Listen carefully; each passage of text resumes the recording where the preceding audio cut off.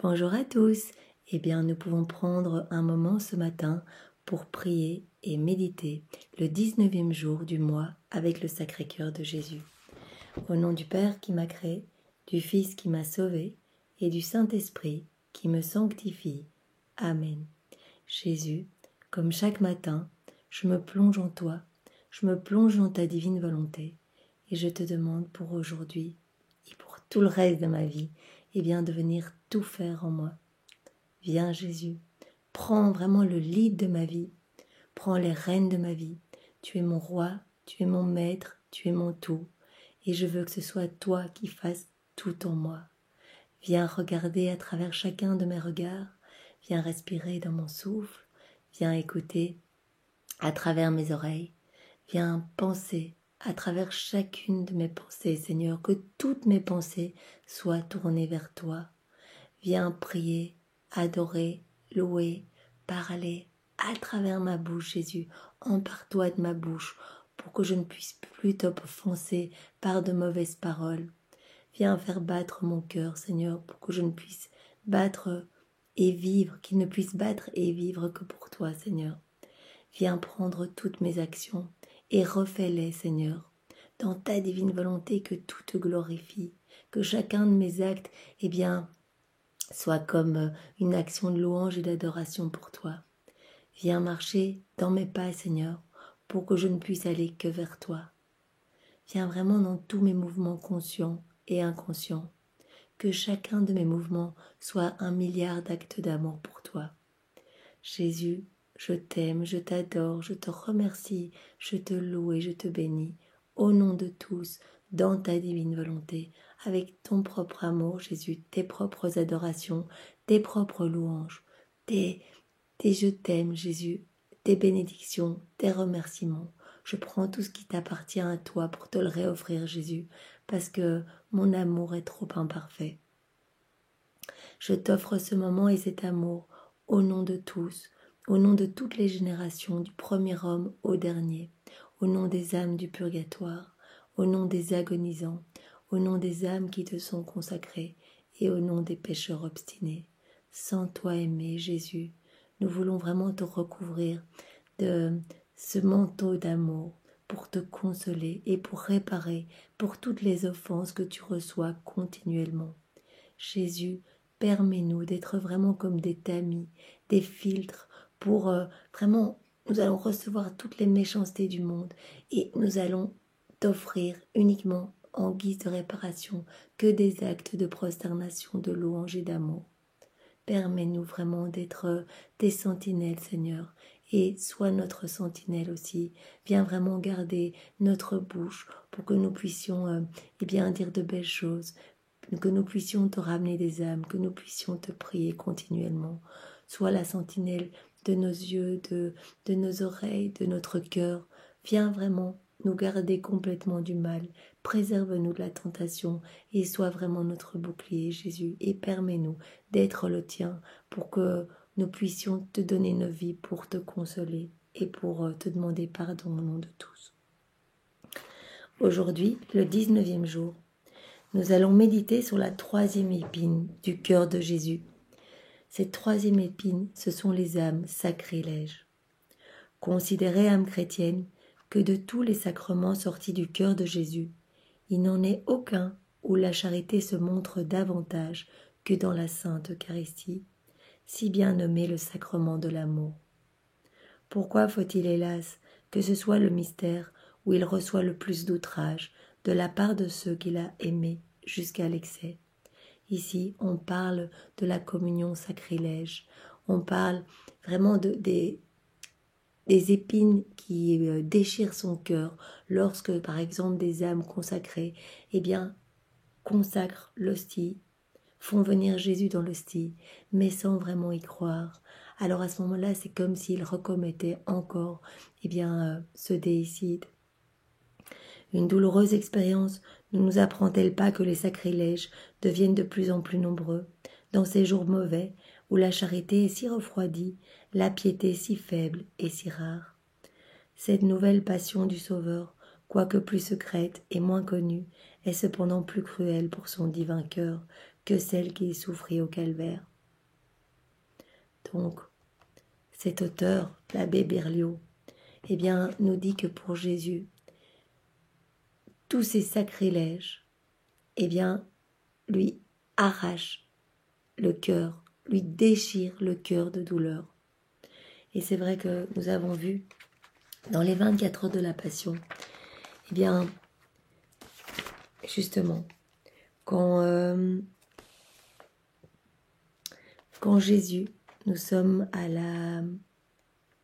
l'institution de l'Eucharistie, eh bien, Jésus répare pour toute une série de choses, mais il répare aussi pour tous les sacrilèges, spécialement les messes mal célébrées. Combien de fois il est contraint de descendre du ciel dans des mains et des cœurs indignes. Et alors Louisa parle à Jésus et lui dit « Eh bien que tu éprouves la nausée à être entre ses mains, l'amour t'oblige à y rester. Certains même de tes ministres célèbrent parfois ta passion de telle manière qu'ils renouvellent le déicide. » Comme je vous l'ai dit, des prêtres qui finalement eh bien, consacrent le style, mais d'une manière peu respectueuse. Et on se demande finalement si ils croient en la réelle présence de Jésus dans l'Eucharistie. Jésus, rien qu'en y pensant, je suis triste, mais hélas, te voici à nouveau comme autrefois, entre ses mains indignes, tel l'agneau tout petit, attendant de nouveau ta mort. Comme tu souffres, Jésus, tu voudrais une main aimante pour te libérer de ces mains sanguinaires. Jésus, quand tu seras entre de telles mains, appelle-moi, je viendrai tout près de toi. Je veux venir réparer. Je te couvrirai de la pureté des anges. Je répandrai sur toi le parfum de tes vertus pour calmer la nausée que tu éprouves. Je t'offrirai mon cœur pour refuge lorsque tu seras en moi. Je te prierai pour les prêtres, afin que tous soient de dignes ministres et qu'ils ne mettent pas en danger la vie de ton sacrement. Vraiment, nous sommes invités à réparer et prier pour toutes les âmes consacrées qui ont cette mission tellement importante, eh bien, de consacrer Jésus dans le pain, dans une matière corruptible. Prions vraiment pour la ferveur de leurs âmes. Nous avons vu qu'une des promesses du Sacré-Cœur était d'enflammer les âmes qui étaient tièdes, les âmes qui étaient indifférentes. Eh bien, nous pourrons plonger dans le Sacré-Cœur de Jésus ce matin toutes les âmes consacrées au Seigneur, qui parfois s'écartent du chemin et qui n'ont plus la réelle conviction que Jésus est bel et bien présent dans l'Eucharistie. Et Jésus, comme il le dit ici, eh bien, souffre terriblement, comme s'il était, eh bien, un petit agneau, attendant à nouveau sa mort. Alors, dans un autre passage, Jésus, lorsqu'il est jeté dans le cédron, vous voyez, après son arrestation, après sa trahison, donc quand Judas l'a trahi, eh bien, il est arrêté, il est enchaîné, il est traîné par terre, on lui arrache la barbe, les cheveux, on lui fait mal, on lui donne des coups de pied, on lui tape la tête contre une pierre et on le jette dans le cédron, les égouts de la ville. Et Jésus accepte d'être immergé dans ces égouts pour réparer. Donc voici ce passage. Nous sommes déjà arrivés au torrent du Cédron, et les Juifs perfides sont prêts à t'y jeter. Ils te font heurter une pierre avec une telle rage que ton précieux sang sort de ta bouche. La pierre en reste marquée. Puis ils te tirent dans ces os souillés qui pénètrent ta bouche, tes oreilles, tes narines. Tu es trempé, Jésus, comme enveloppé par ces eaux sales, nauséabondes et froides. Je peux alors vraiment me représenter l'état dans lequel sont plongées les créatures quand elles tombent dans le péché. On les croirait à l'intérieur comme à l'extérieur, recouvertes d'un manteau si sale que c'est à en dégoûter le ciel, et quiconque pourrait les voir. En cet état, c'est ainsi qu'elles s'attirent les foudres de la justice divine. Ô vie de ma vie, peut-on témoigner d'un plus grand amour? Pour nous enlever ce manteau sale et répugnant, tu laisses tes ennemis te jeter dans ce torrent. Tu endures tout pour réparer les sacrilèges et les froideurs des âmes qui te reçoivent dans de mauvaises dispositions et qui t'obligent, Jésus, plus que le torrent, à entrer dans leur cœur et à en respirer l'odeur nauséabonde. Tu permets même que ces eaux sales te pénètrent si bien, que tes ennemis, craignant que tu ne te noies, car ils te réservent des tourments plus grands encore, t'en ressortent. Mais tu sens alors si mauvais qu'ils en ont eux-mêmes la nausée en te touchant. Vous voyez, Jésus a accepté d'être plongé dans ces égouts et vraiment d'en avoir dans les oreilles, dans le nez, dans les yeux, dans la bouche. Il a accepté cela pour réparer justement toutes ces communions sacrilèges, pour nous nettoyer de nos péchés, mais aussi pour réparer ces communions. Vous voyez, toutes les fois où nous communions, alors que nous ne sommes pas disposés, que notre cœur est plein de péchés, et nous communions et nous forçons Jésus à rentrer vraiment dans un cœur nauséabond qui sent mauvais pour lui, tout comme les égouts de la ville. Et c'est pour cela qu'il a accepté vraiment d'être immergé dans ces déchets de la ville pour pouvoir réparer toutes ces communions qui l'offensent.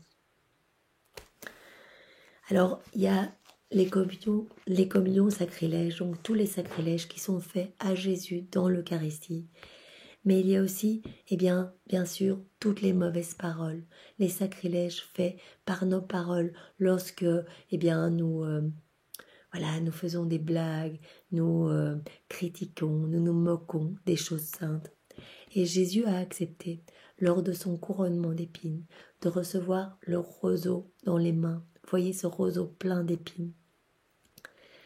Par ce roseau que tu serres entre tes mains, d'où Jésus, tu répares pour tant d'œuvres humainement bonnes, mais spirituellement vides et accomplies parfois avec de mauvaises intentions, en acceptant toutes ces insultes et ces moqueries, parce qu'on s'est vraiment moqué de lui.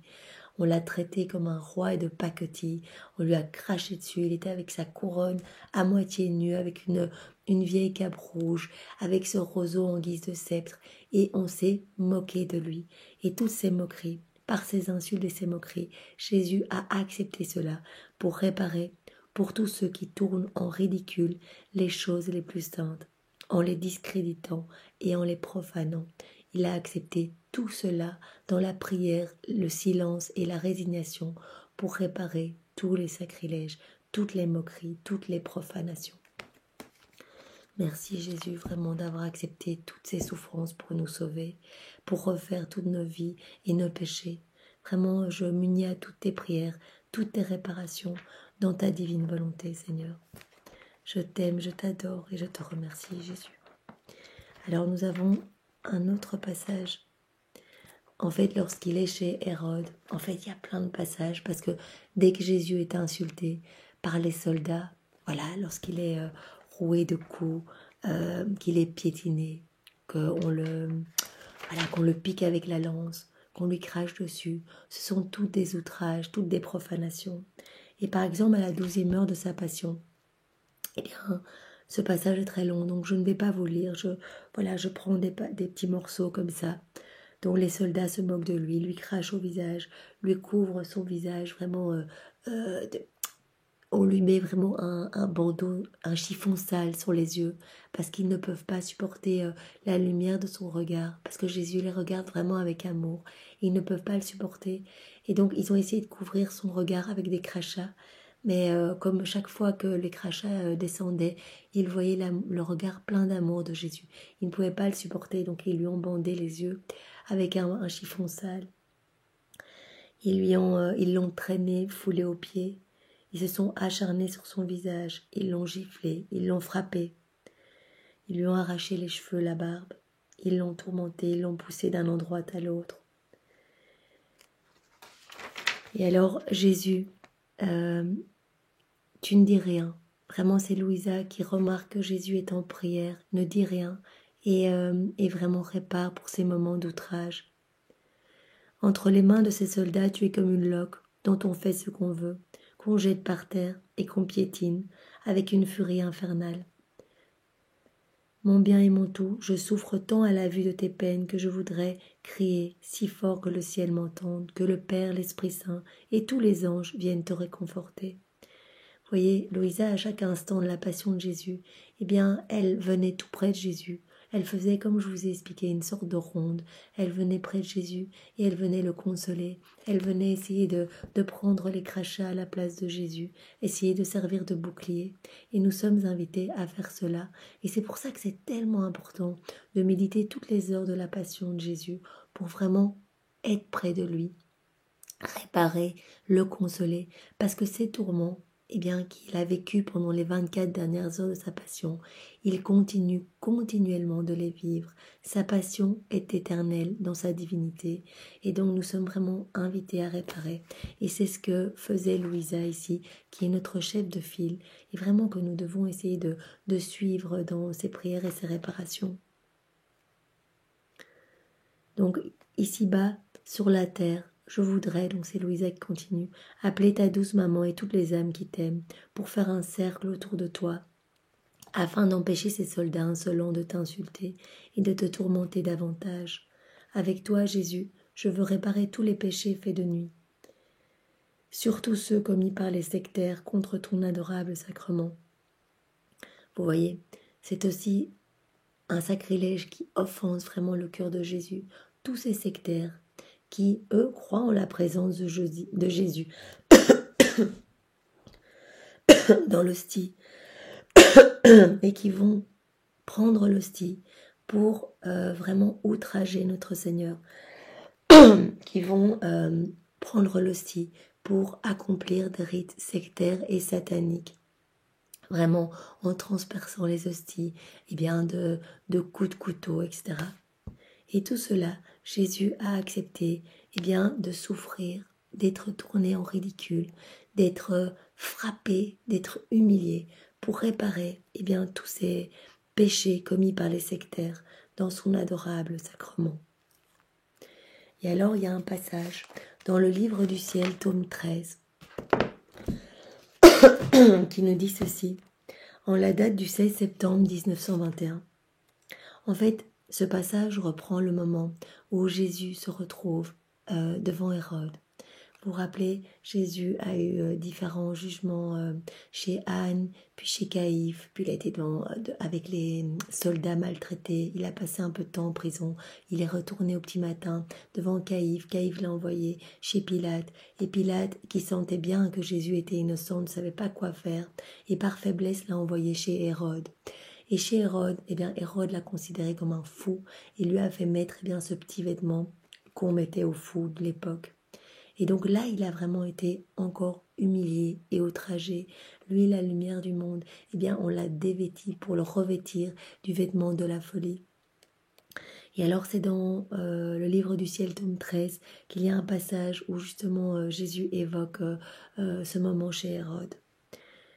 Donc Louisa dit ceci. Je méditais sur la passion quand je vis mon doux Jésus dans le palais d'Hérode, habillé comme un aliéné. Il me dit, ma fille, ce n'est pas seulement là que j'ai été habillé comme un aliéné et tourné en dérision. Les créatures continuent de me faire souffrir de cette manière. En effet, toutes sortes de personnes persistent encore et toujours à se moquer de moi. Si une personne va en confession, mais qu'elle n'a pas l'intention de ne plus m'offenser, eh bien c'est comme si elle se payait ma tête. Si un prêtre entend les confessions, prêche et administre les sacrements, mais que sa vie ne correspond pas aux mots qu'il dit, ni à la dignité des sacrements qu'il administre, il accumule les moqueries contre moi. Pendant que je renouvelle la vie par les sacrements, on me ridiculise, on me bafoue. Avec les profanations, il me fabrique des vêtements pour m'habiller comme un aliéné. Chaque profanation qu'il y a aujourd'hui, et nous n'avons pas aidé comme le monde en est truffé. Même des actes qui peuvent paraître très sains, une personne qui va se confesser, mais qui le fait uniquement, voilà, pour avoir un petit nettoyage, et elle se dit, en fait, la semaine prochaine, c'est pas grave, je continuerai à pécher, c'est pas grave. Eh bien, en fait, elle se moque de Jésus. Elle vient devant lui et elle lui dit « Jésus, je prends l'engagement vraiment de ne plus t'offenser avec le secours de ta sainte grâce. » Mais si elle n'a pas cette véritable intention, si elle vient juste, voilà, en disant « ça c'est fait, maintenant je peux continuer à faire des péchés », c'est comme si c'était une profanation à nouveau, eh bien à Jésus. Quand le prêtre fait des sermons, mais que sa vie est complètement contraire, qui s'écarte du chemin, qui ne croit plus en Jésus, que voilà, eh bien c'est une moquerie c'est une profanation. Et on lui refabrique par tous ses comportements, ce vêtement de fou, ce vêtement, comme il dit, d'aliéné. Si des supérieurs demandent des sacrifices à leurs subordonnés, ou la pratique de vertu, des prières, de la générosité, et que eux, au contraire, ont une vie de confort, de vice et d'égoïsme, là encore on se moque de moi. Si les dirigeants civils et ecclésiastiques insistent sur l'observance de la loi, alors qu'eux-mêmes la transgressent, ils se moquent de moi. Que de plaisanteries on se permet contre moi. Il y en a tant que j'en suis fatiguée. Surtout quand, sous l'apparence du bien, on distille le poison du mal. On se paye ma tête comme si j'étais un amusement ou un passe-temps. Mais ma justice, tôt ou tard, ridiculisera et punira ceux qui se moquent de moi. Tu dois prier, Louisa. Et à travers Louisa, il nous demande à chacun de nous de prier. Faire réparation pour les moqueries qui me causent tant de peine, ces moqueries qui m'empêchent d'être reconnue pour ce que je suis. Voilà. Donc vraiment, le Seigneur est offensé par tous ces comportements de profanation, mais des comportements qui ont l'air très bien.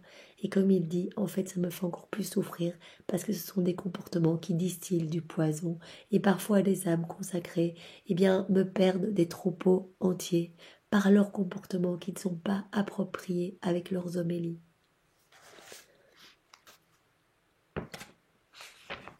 Alors, je reviens ici dans le texte. Âme fidèle, âme dévouée au Sacré-Cœur, ne négligez rien pour dédommager ce cœur adorable des outrages et des injures auxquels il a bien voulu s'exposer pour pouvoir se donner à vous de la manière la plus intime. Soyez sa douce consolatrice, multipliez vos visites, priez, pleurez, expiez pour les coupables. Mais surtout, aimez, car les plaies de l'amour ne se guérissent que par l'amour. Voyez, Jésus est blessé dans son amour qui n'est pas reconnu, qui n'est pas rendu, qui n'est pas accepté. Voyez, il voudrait être dans cette réciprocité d'amour. Et cela crée vraiment des blessures atroces dans son cœur. C'est pour ça ici que l'on parle d'une épine dans son cœur.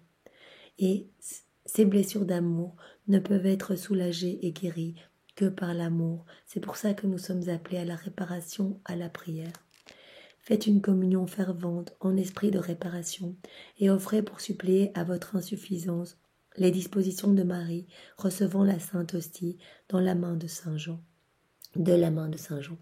Vous voyez, vous pouvez à chacune des communions, aujourd'hui nous sommes dimanche, donc nous allons aller communier, offrez votre communion en réparation pour toutes les âmes sacrilèges, pour toutes les âmes indifférentes, pour toutes les âmes en péché mortel, en état de péché mortel. Offrez cette communion, ou également pour vos péchés, pour toutes les fois où vous avez été, froid, indifférent, tiède, où vous avez vous-même communié dans de mauvaises dispositions.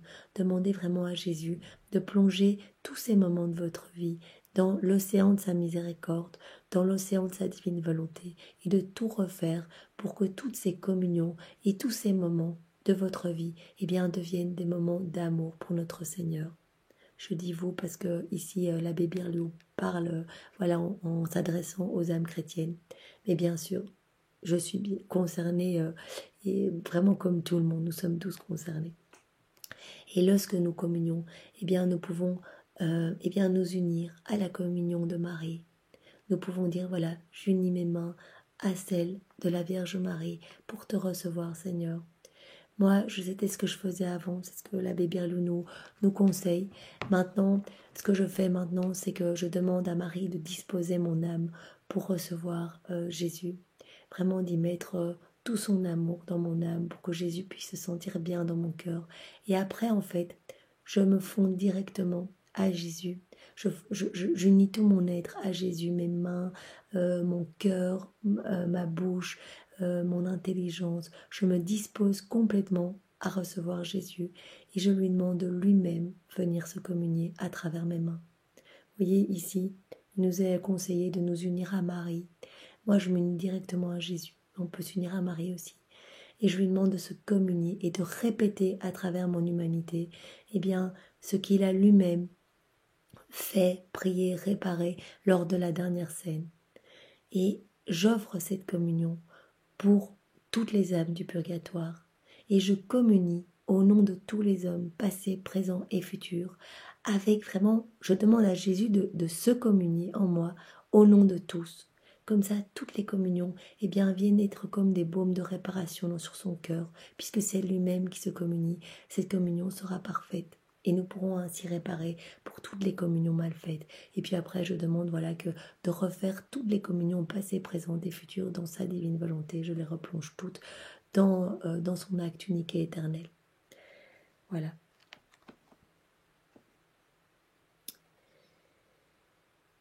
Voilà. Donc, puisse la ferveur de vos prières, l'ardeur de votre amour, la pureté de votre cœur, l'abondance de vos larmes consoler le cœur de Jésus de tant de sacrilèges et de profanation. Puisse le doux Sauveur changer le langage et vous dire « J'ai cherché quelqu'un qui me consola, et je l'ai trouvé. » Que le Sacré-Cœur de Jésus soit aimé et consolé partout dans la Sainte Eucharistie. Alors nous avons un exemple pour aujourd'hui. Une pauvre demandait l'aumône à saint Paulin, évêque de Noie. Le prélat remarqua qu'une des mains du mendiant était desséchée et lui en demanda la cause. « Je suis fils d'une veuve, répondit-il. Dès ma plus tendre jeunesse, je me montrais désobéissant pour cette bonne mère, et plus tard, je dissipais toute sa fortune. Comme elle se refusa à me donner la dernière pièce d'argent qui lui restait, poussé par une fureur diabolique, je la frappai de cette main, aujourd'hui desséchée, et elle tomba morte. » Donc, vous voyez, ce mendiant qui vient mendier à Saint-Paulin, eh bien, explique l'histoire de sa main qui est toute sèche, qui est comme morte. Il explique que voilà, il avait une maman qui était très charitable et que en fait, il l'a complètement dépouillé de tout son argent. Il a été un enfant indigne et il a été jusqu'à la tuer pour prendre sa dernière pièce.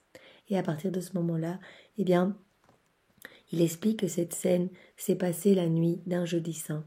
Donc il a tué sa maman un jeudi saint. Et il est parti après communier. Vraiment, donc son âme n'était pas du tout disposée. Il avait commis un péché mortel. Et il arrivait comme si de rien n'était à la messe pour communier. Après avoir fait disparaître le corps ensanglanté de ma pauvre maman, donc j'eus l'insigne audace de m'approcher de la table sainte. Il a enterré sa maman, il a caché le corps, il est allé communier. Prodige vraiment terrifiant, à peine avais-je reçu la sainte hostie que ma main se raidit et se dessécha avec les plus affreuses douleurs. Mes cris attirèrent les regards étonnés de toute l'assistance. Poursuivi par la confusion et la honte, je m'enfuis pour éviter la présence des personnes de ma connaissance. Depuis ce jour, j'erre de tous côtés, continuant de traîner avec moi cette main douloureuse et desséchée, comme un trop juste châtiment de mon épouvantable sacrilège. Que je supporterais volontiers cette affliction temporelle si je n'avais pas à attendre les supplices infiniment plus épouvantables de l'enfer.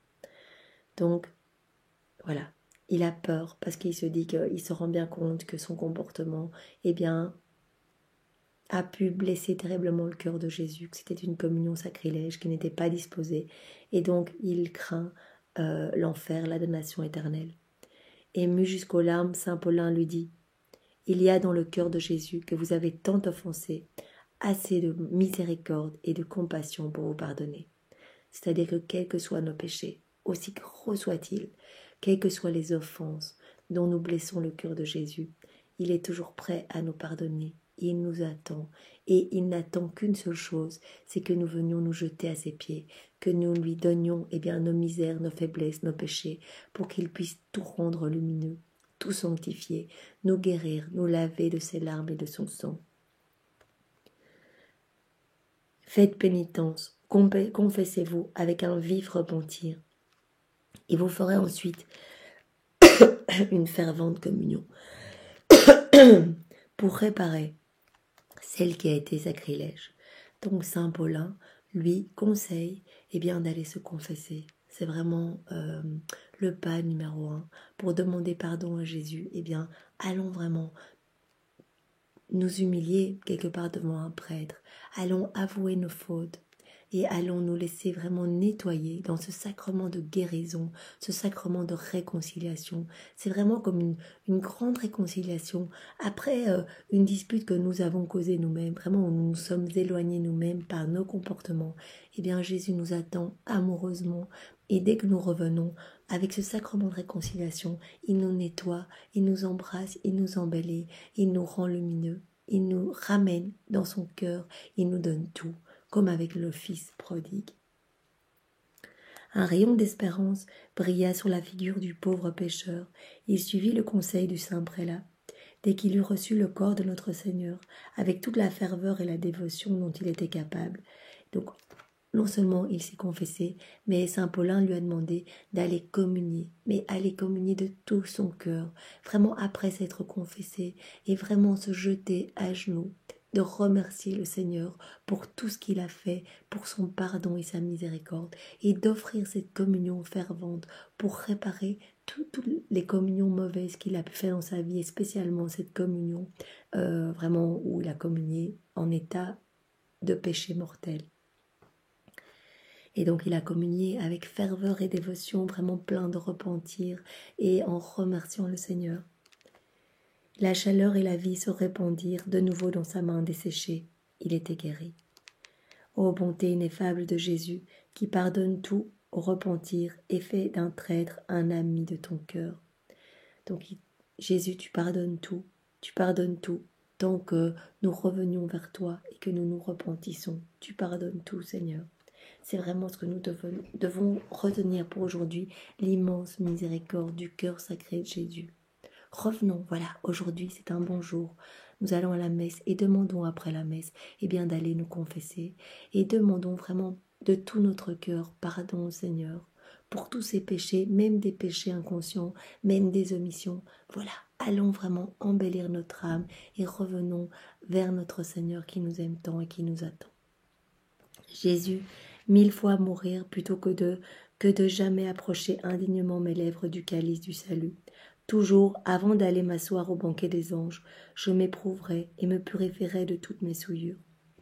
Alors vous descendrez, Seigneur, dans mon âme, pour y régner avec joie et y faire vos délices. Ainsi soit-il. Donc vraiment, dans cette prière, l'abbé Perelio s'engage auprès de Jésus à purifier son âme avant de le recevoir dans l'Eucharistie, à arrêter toutes les communions sacrilèges.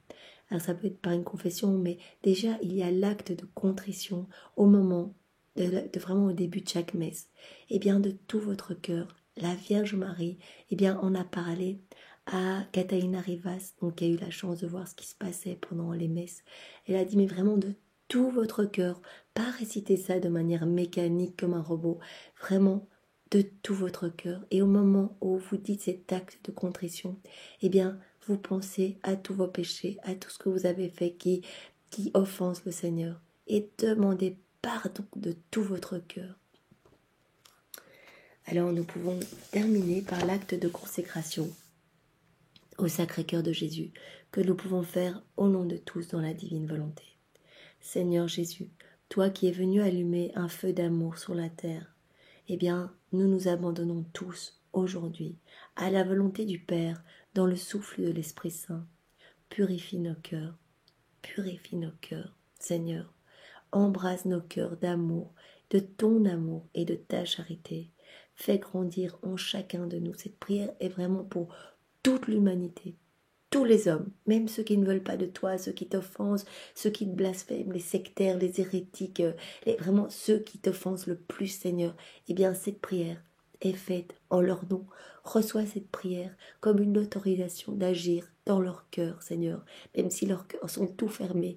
Trouve un moyen de venir déverser tes grâces pour que ces personnes changent, se convertissent et puissent revenir à toi te demander pardon.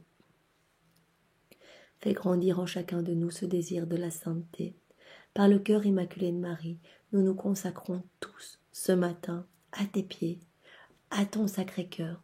Nous venons à tes pieds, Jésus, pour nous consacrer à ton Sacré-Cœur, pour t'aimer et te servir tout au long de notre vie et à l'heure de notre mort. Amen. Jésus, toi qui as dit, en vérité je vous le dis, demandez et vous recevrez, cherchez et vous trouverez, frappez et l'on vous ouvrira. Jésus, je viens ce matin, au nom de tous, frapper, chercher, et je viens te demander, Jésus, la grâce de la vie dans ta divine volonté, pour tous les hommes passés, présents et futurs. Vraiment, cette vie divine que tu veux nous offrir en voulant t'installer dans chacun de nos cœurs, eh bien, viens t'installer en chacun de nous, Jésus, pour que nous devenions tous des lumières, que nous arrêtions de t'offenser, que tous nos actes deviennent divins et éternels, parce que ce seront tes actes, Seigneur. Donne-nous la grâce de la vie dans la divine volonté, que nous puissions nous souvenir vraiment pendant la journée de tout le temps t'appeler. Jésus, commençons par 1 heure. Donne-nous cette grâce déjà, voilà, avant chaque repas, et peut-être 1 heure dans la journée. Ça s'appelle l'heure de Sainte Marguerite Marie en parlait, je vais essayer de retrouver le nom. C'est 1 heure, genre 1 heure de veille, quelque chose comme ça le nom. C'est 1 heure où vraiment on essaye pendant sa journée d'être concentré pour faire tout avec Jésus, pour l'appeler dans toutes nos actions. Vous voyez, Sainte Marguerite Marie ne connaissait pas encore la divine volonté, mais quelque part, le Sacré-Cœur de Jésus lui avait déjà révélé l'importance d'appeler constamment la présence de Jésus en nous, pour pouvoir tout faire par lui, pour lui et en lui. Donc vraiment, prenons ce matin la décision. Décidons d'1 heure dans notre journée où nous allons penser constamment à Jésus. 1 heure où ça peut être facile, où voilà, nous avons nos occupations quotidiennes et habituelles et nous allons appeler Jésus dans toutes nos actions. Nous allons faire notre vaisselle. Jésus, viens faire cette vaisselle en moi. Viens, je fais cette vaisselle dans ta divine volonté. Jésus, je prends ce moment en famille dans ta divine volonté. Jésus, je vais écouter comme toi. Dans les écrits de Valtorta, on voit vraiment que Jésus, écoutait plus qu'il ne parlait. Il ne parlait que pour enseigner la vérité et pour glorifier le Père. Mais dans toutes des conversations un peu futiles, il gardait le silence. Il écoutait avec bienveillance. Et s'il y avait des conversations qui offensaient le Père, il se taisait. Voilà. Et il priait pour réparer. Vous voyez, des conversations un peu plus futiles. Donc vraiment, prenons exemple et demandons à Jésus de venir habiter en nous pendant au moins 1 heure de cette journée. Prenons cet engagement, choisissons maintenant 1 heure et tenons-nous-y. Nous pouvons offrir cette heure vraiment en gage de notre amour au nom de tous les hommes, passés, présents et futurs, pour que l'avènement, le règne de la divine volonté, vienne plus vite ici sur cette terre. Que cette grande Pentecôte d'amour arrive. Cœur sacré de Jésus, j'ai confiance et j'espère en toi. Notre Père qui es aux cieux, que ton nom soit sanctifié, que ton règne vienne, que ta divine volonté soit faite sur la terre comme au ciel. Donne-nous aujourd'hui notre pain de ce jour. Pardonne-nous nos offenses, comme nous pardonnons aussi à ceux qui nous ont offensés. Et ne nous laisse pas entrer en tentation, mais délivre-nous du mal. Amen. Je te salue Marie, pleine de grâce. Le Seigneur est avec toi. Tu es bénie entre toutes les femmes, et Jésus, ton enfant, est béni. Sainte Marie, Mère de Dieu, prie pour nous pauvres pécheurs, maintenant et à l'heure de notre mort. Amen. Que toute gloire soit rendue au Père, et au Fils, et au Saint-Esprit, comme il était au commencement, maintenant et toujours, et dans les siècles des siècles. Amen. Jésus, toi qui as dit, en vérité je vous le dis, tout ce que vous demanderez à mon Père en mon nom, il vous l'accordera. Eh bien Jésus, j'ai foi en toi, j'ai foi en tes paroles, et je viens demander ce matin à ton Père, en ton nom, à genoux, au nom de toute l'humanité, la vie dans la divine volonté. Vraiment cette ouverture de cœur, cette disposition à te recevoir, à t'accueillir dans nos vies pour te laisser agir en nous. Sacré-Cœur de Jésus, j'ai confiance en toi. Cœur immaculé de Marie, j'ai confiance en toi, intercède pour nous. Notre Père, qui es aux cieux, que ton nom soit sanctifié, que ton règne vienne, que ta volonté soit faite sur la terre comme au ciel. Donne-nous aujourd'hui notre pain de ce jour. Pardonne-nous nos offenses, comme nous pardonnons aussi à ceux qui nous ont offensés. Et ne nous laisse pas entrer en tentation, mais délivre-nous du mal. Amen. Je te salue Marie, pleine de grâce, le Seigneur est avec toi. Tu es bénie entre toutes les femmes, et Jésus, ton enfant, est béni. Sainte Marie, Mère de Dieu, prie pour nous pauvres pécheurs, maintenant et à l'heure de notre mort. Amen. Que toute gloire soit rendue au Père, et au Fils, et au Saint-Esprit, comme il était au commencement, maintenant et toujours, et dans les siècles des siècles. Amen. Jésus, toi qui as dit en vérité, je vous le dis, le ciel et la terre passeront, mais mes paroles ne passeront jamais. Eh bien, Jésus, une fois de plus, je m'appuie sur l'infaillibilité de tes saintes paroles et je te demande la grâce pour tous les hommes de tous les temps, eh bien, de la vie dans la divine volonté. Cœur sacré de Jésus, j'ai confiance en toi. Cœur immaculé de Marie, j'ai confiance en toi, intercède pour nous. Notre Père, qui es aux cieux, que ton nom soit sanctifié, que ton règne vienne, que ta divine volonté soit faite sur la terre comme au ciel. Donne-nous aujourd'hui notre pain de ce jour. Pardonne-nous nos offenses, comme nous pardonnons aussi à ceux qui nous ont offensés. Et ne nous laisse pas entrer en tentation, mais délivre-nous du mal. Amen. Je te salue Marie, pleine de grâce. Le Seigneur est avec toi. Tu es bénie entre toutes les femmes, et Jésus, ton enfant, est béni. Sainte Marie, Mère de Dieu, prie pour nous pauvres pécheurs, maintenant et à l'heure de notre mort. Amen. Que toute gloire soit rendue au Père, et au Fils, et au Saint-Esprit, comme il était au commencement, maintenant et toujours, et dans les siècles des siècles. Amen. Cœur sacré de Jésus, à qui il est impossible de ne pas avoir compassion des malheureux. Toi qui es miséricorde infinie, aie pitié de nous pauvres pécheurs, et accorde-nous la grâce que nous te demandons, cette grâce de la vie dans ta divine volonté. Moi en tout cas, je veux vraiment, Jésus, je veux vraiment brûler de ton amour. Je veux vraiment brûler d'amour pour toi, de ton amour, Seigneur. Je veux vraiment, brûler de ta charité. Donne-moi cette grâce et donne-la à chacun de nous. Le monde a soif d'amour. Seigneur, viens répandre cet amour à travers notre humanité. Amen. Cœur immaculé de Marie, j'ai confiance en toi. Intercède pour moi.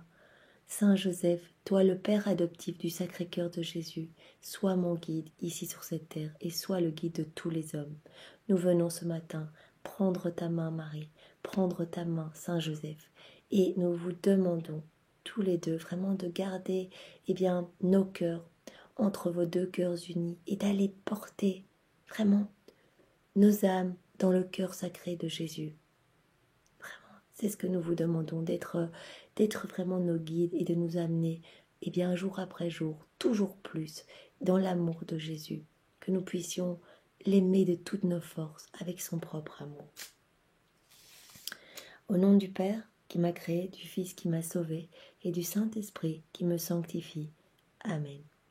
C'est dans la divine volonté de Jésus, au nom de tous, que nous avons pris ce moment pour méditer et prier le 19e jour du mois avec le Sacré-Cœur de Jésus. Soyez tous bénis dans la divine volonté et n'oubliez pas de trouver un moment dans votre journée, 1 heure, que vous allez donner au Seigneur. Vraiment, je vous avais déjà demandé hier, si vous le vouliez, de demander à Jésus de venir dans vos actions et de le faire, pour ne pas oublier, de le faire par exemple au moment des repas. Jésus, viens manger en moi.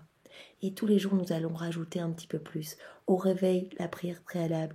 Et puis, à chacun des repas. C'est facile, ça prend 1 seconde. Vous bénissez votre nourriture et vous demandez à Jésus de venir manger en vous, de manger dans sa divine volonté, au nom de tous, pour sa plus grande gloire. Et aujourd'hui, je vous demande vraiment encore cette petite mission spéciale de prendre 1 heure.